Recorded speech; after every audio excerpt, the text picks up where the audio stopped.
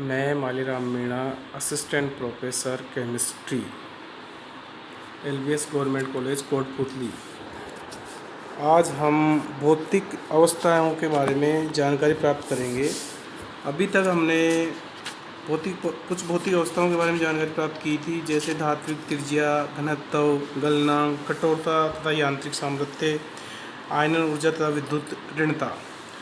आज हम ऑक्सीजन अवस्था के बारे में जानकारी करेंगे कि ऑक्सीजन अवस्था किस प्रकार से इसके भौतिक गुण है। संकर्ण तत्वों का एक अद्भुत गुण उनके द्वारा विभिन्न ऑक्सीजन अवस्थाएं दिखाना होता है। इन तत्वों में असाधारण लक्षण इनके परमाणुओं में बहुत से N-1d तथा Ns इलेक्ट्रॉन होने तथा इन ऊर्जा स्तरों का एक दूसरे के अति निकट स्थित होने के कारण है।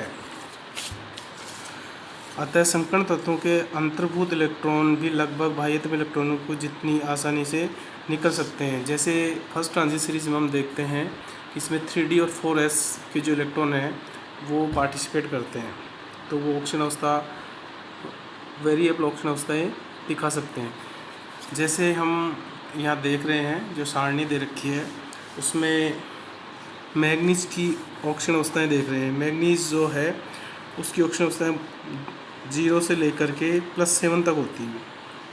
तो यहाँ हमने देखा कि जब वो कोई इलेक्ट्रॉन नहीं त्यागता है तो उसका इलेक्ट्रॉनिक कॉन्फ़िगरेशन जो हमने देखा 3d, 5 और 4s2 होता है। लेकिन जैसे Mn+1 होता है तो एक इलेक्ट्रॉन s से 4s से त्यागता है, फिर Mn+2 में दोनों इलेक्ट्रॉन त्याग देता है 4s के, फिर Mn3+ में 4s और 3d से इलेक्ट्रॉन त्यागता है, फिर 5s में, इस प्रकार कंटिन्यू इलेक्ट्रॉन त्यागता जाता है। और 3d और 4s लास्ट में Mn+7 की पोजीशन में दोनों खाली हो जाते हैं। इस प्रकार ये वेरिएबल ऑक्सीजन अवस्थाएँ शो करता है। तो इसकी जो ऑक्सीजन अवस्थाएँ होती हैं फर्स्ट ट्रांजिट सीरीज की, वो x+2 होती है, +2 होती है इसके अंदर s ऑर्बिटल में इलेक्ट्रॉन्स की वजह से, और x होते हैं इसमें unpaired electron in d orbitals. d orbitals में जितने अनपेयर्ड इलेक्ट्रॉन होंगे वो उस पर डिपेंड करता है।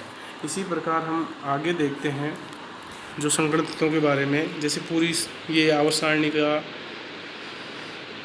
एक सारणी दे रखी है फर्स्ट ट्रांजिट सीरीज की, संकर्ण धातुओं की विभिन्न ऑक्सीजन अवस्थाएँ। यहाँ देख रहे हैं अपन स्कैंडियम से लेकर के कॉपर तक का दे रखा है इनमें। तो scandium, titanium, vanadium, chromium, manganese, ferrous, cobalt, nickel, copper. तो हम जब इनका इलेक्ट्रॉनिक विन्यास देखा था तो हमने देखा कि स्कैंडियम से लेकर के मैग्नीज तक अनपेयर्ड इलेक्ट्रॉनों की संख्या बढ़ती है डी कक्षक में, और इसके बाद में आयरन से फेरस, कोबाल्ट, निकल, कॉपर, यहाँ से ये पेयरिंग स्टार्ट हो जाती है। तो लास्ट में कॉपर तक जाते जाते कंप्लीट हो जाती है इसमें पेयरिंग, और 4s में 1 इलेक्ट्रॉन हो जाता है। तो यहाँ हम देख रहे हैं कि स्कैंडियम +3 ऑक्सीजन अवस्था शो करता है, +2 तो बाह्य 4s2 का 3d1 में 1 इलेक्ट्रॉन होता है, तो +3। फिर टाइटेनियम को देखा +2, +3, +4। तो इस प्रकार से ये वेरिएबल ऑक्सीजन अवस्थाएँ शो कर रहे हैं। इसका कारण है कि s के इलेक्ट्रॉन प्लस d के इलेक्ट्रॉन, तो d के जो इलेक्ट्रॉन होता है वो कंप्लीट भी त्याग सकता है या आंशिक भी त्याग सकता है, ये उस पर डिपेंड करता है पोजीशन पे। इस प्रकार इसकी वेरिएबल ऑक्सीजन अवस्थाएँ हो जाती हैं इसमें जो ट्रांजिट सीरीज है वो। इसके बाद में हम आगे इसकी चुंबकीय प्रकृति के बारे में देखते हैं। चुंबकीय प्रकृति में क्या होता है कि डी कक्षकों में अयुग्मित इलेक्ट्रॉन होने के कारण संकर्ण तत्व अनुचुंबकीय होते हैं। अगर उसमें अयुग्मित इलेक्ट्रॉन नहीं है तो वो प्रतिचुंबकीय होगा। एक आयन परमाणु जितने अधिक अयुग्मित इलेक्ट्रॉन होंगे उनमें उतने ही अधिक अनुचुंबकीय गुण पाए जाएंगे। जैसे मैग्नीज +2 आयन का अनुचुंबकीय आघूर्ण 3d कक्षों में 5 अयुग्मित इलेक्ट्रॉन की उपस्थिति में अनुरूप होता है। जिन आयनों में सभी इलेक्ट्रॉन युग्मित होते हैं वे प्रतिचुंबकीय पाए जाते हैं, और आयनों में इलेक्ट्रॉन एक दूसरे का चुंबकीय प्रभाव नष्ट कर देते हैं, जिससे कुल चुंबकीय आघूर्ण शून्य हो जाता है। उदाहरण के लिए स्कैंडियम +3, टाइटेनियम 4+, कॉपर+, इनके अंदर कोई भी अनपेयर्ड इलेक्ट्रॉन नहीं है, इसलिए ये सारे प्रतिचुंबकीय शो करते हैं। इसी प्रकार इसका रंगीन विलयन, कलर विलयन, इसमें क्या उत्तम गैस और छद्म गैस जो सूडो नोबल गैस हैं, विन्यास वाले आयनों के विलयन रंगहीन होते हैं, यानी कि जिसके पास में अनपेयर्ड इलेक्ट्रॉन नहीं है वो रंगहीन होते हैं, जबकि अपूर्ण डी कक्षों वाले आयन साधारणतः रंगीन होते हैं।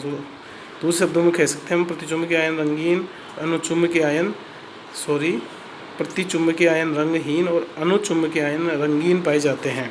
जैसा कि हम सारणी में देख रहे हैं, जो D0, D10 यानी कि जहाँ पर अनपेयर्ड इलेक्ट्रॉन नहीं है सभी रंगहीन हैं और प्रतिचुंबकीय हैं।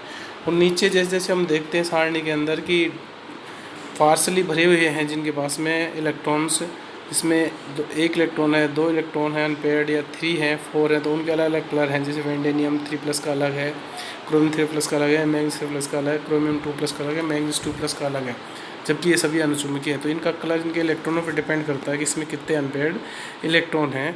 इसी बेस पे इनका ये रंग डिपेंड करता है। तो अनपेयर्ड इलेक्ट्रॉनों पे कलर डिपेंड करता है। Okay, thanks.